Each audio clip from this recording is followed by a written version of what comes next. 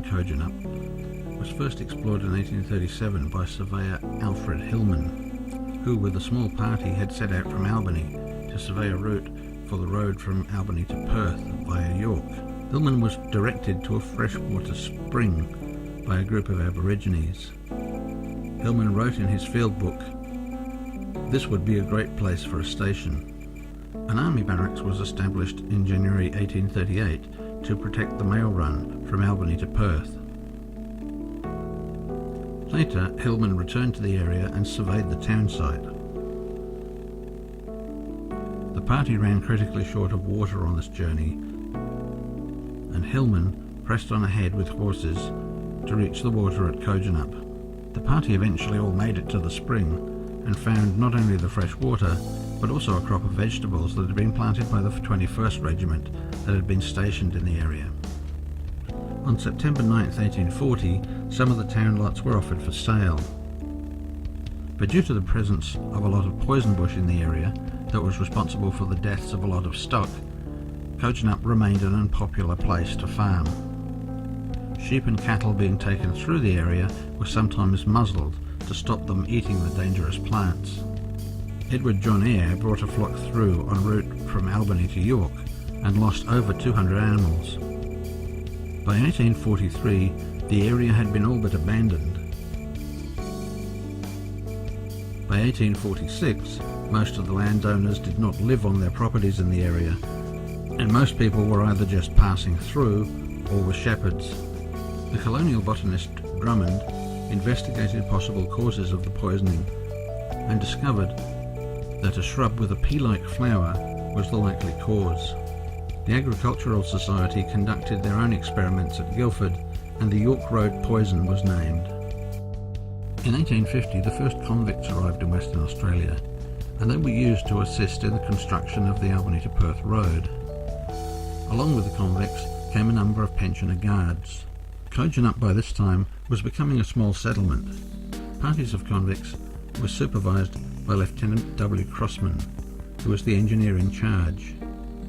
By 1855, the Rough Cut Road had been established, and work was to continue to improve it for many years. By 1863, the pensioner guards had established small holdings for themselves and had 35 acres under crop. In 1870, John Forrest and his expedition to Adelaide passed through the town. And in the following year, the Districts Road Act created the need for the establishment of a local road board. These were the predecessors of today's shire councils. The railway that may have brought real prosperity to the town went instead to Katanning. Kojonup continued to stagnate even though it was on the main route to Albany. In these early days, Kojonup seems to have been quite a wild place, with one report stating, "Kojonup has become notorious as a most drunken and lawless place." Kojonup is said to be named after the Aboriginal word koja, which means stone axe. Kojonup is located on the Albany Highway between the neighbouring towns of Arthur River and Cranbrook. Kojonup is the second largest town on the highway, with Mount Barker being the largest. There is a historical walk in town that leads visitors around to the most important heritage sites. Apart from wheat and sheep farming, the area is becoming known for wine production, as well as the production of olives and olive oil.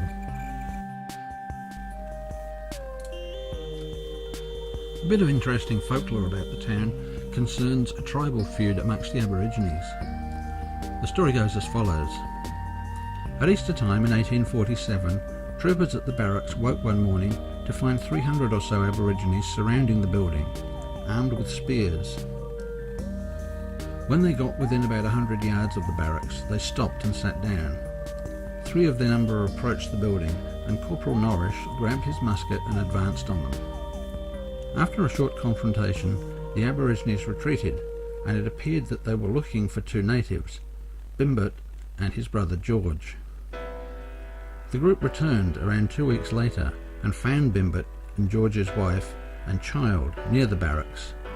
They were promptly speared, Bimbert 5 times and George's wife speared about 13 times. 2 spears actually went through the child as well. Troopers advanced on the scene after hearing the commotion, and the large group of Aborigines started to move off. At this point, George arrived, and on seeing the condition of his brother and his wife and child, he flew into a berserk rage.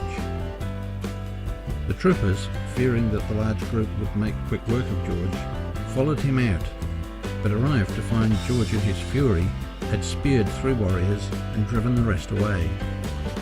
Not much hope was held for the recovery of Bimbit or George's wife, but recover they did.